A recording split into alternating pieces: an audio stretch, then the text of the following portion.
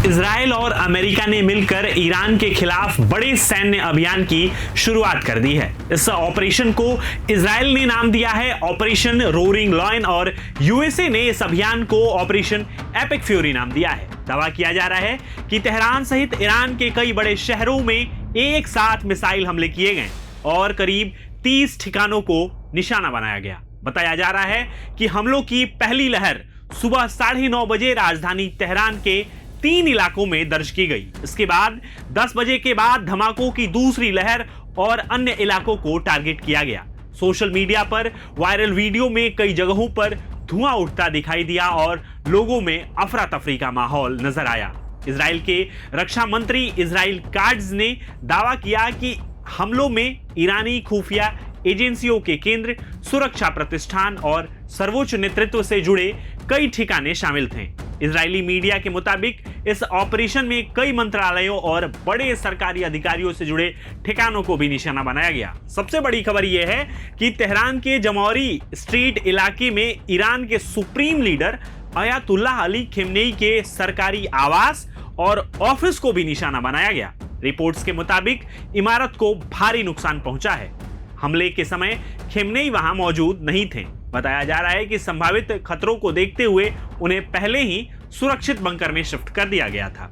Israeli media का यह दावा है कि ईरान के राष्ट्रपति मसूद पजेकेशियन को भी निशाना बनाने की कोशिश की गई और उनके कार्यालय पर हमला हुआ। राजधानी तेहरान के अलावा कुम, इफ्सान, करमनशाह, तबरीज और कराच जैसे शहरों में धमाकों की खबर है। खासतौर पर ईरान के परमाणु केंद्रों और मिसाइल लॉन्च साइट्स को निशाना बनाए जाने की बात कही जा रही है। ईरानी मीडिया के अनुसार इस्लामिक रिवॉल्यूशनरी गार्ड्स कॉर्प्स यानी IRGC के खुफिया मुख्यालय पर भी हमला हुआ है। हमलों के बाद ईरान का मोबाइल नेटवर्क बुरी तरह प्रभावित हुआ है और हालात को देखते हुए ईरान ने अगली सूचना तक अपने एयर स्पेस को बंद कर दिया गया है और NOTAM जारी करके पुष्टि कर दी है। दूसरी तरफ ईरान की प्रतिक्रिया बेहद सख्त है। एक वरिष्ठ सरकारी अधिकारी ने अंतर्राष्ट्रीय मीडिया से कहा कि इस हमले का विनाशकारी जवाब दिया जाएगा और जवाब कार्रवाई की तैयारी शुरू हो चुकी है। यानी अब पूरे क्षेत्र में बड़े युद्ध का खतरा मंडरा रहा है। अमेरिका पहले ही पश्चिम एशिया में अपने एयरक्राफ्ट कैरियर और युद्धपोत तैनात कर चुका है। इजराइल ने भी एहतियात के तौर पर देश में इमरजेंसी लागू कर दी है। स्कूल बंद कर दिए गए हैं, सार्वजनिक जमावड़ों पर भी रोक लगा दी गई है और आवश्यक सेवाओं को छोड़कर बाकी गतिविधियां स्थगित कर दी गई हैं। सेना का कहना है कि यह कदम ईरान की संभावित मिसाइल और ड्रोन हमलों के खतरे को देखते हुए उठाए गए हैं।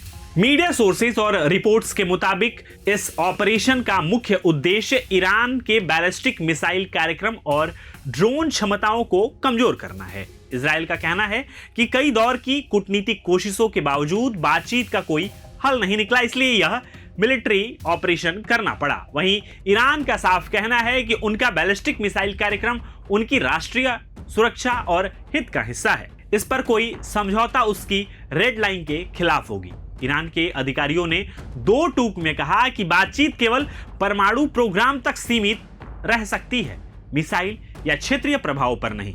अमेरिका पहले ही अपने नागरिकों को इजराइल छोड़ने की सलाह दे चुका था, जिसके संकेत मिल रहे थे कि क्षेत्र में हालात गंभीर हो सकते हैं। अब जिस तरह एक साथ कई शहरों पर रणनीतिक ठिकानों पर हमले हुए हैं, उससे यह साफ हो गया है कि तनाव अपने चरम पर पहुंच चुका है। सबसे बड़ा सवाल यही है कि क्या यह सीमित सैन्य कार्रवाई है या फिर युद्ध की शुरुआत?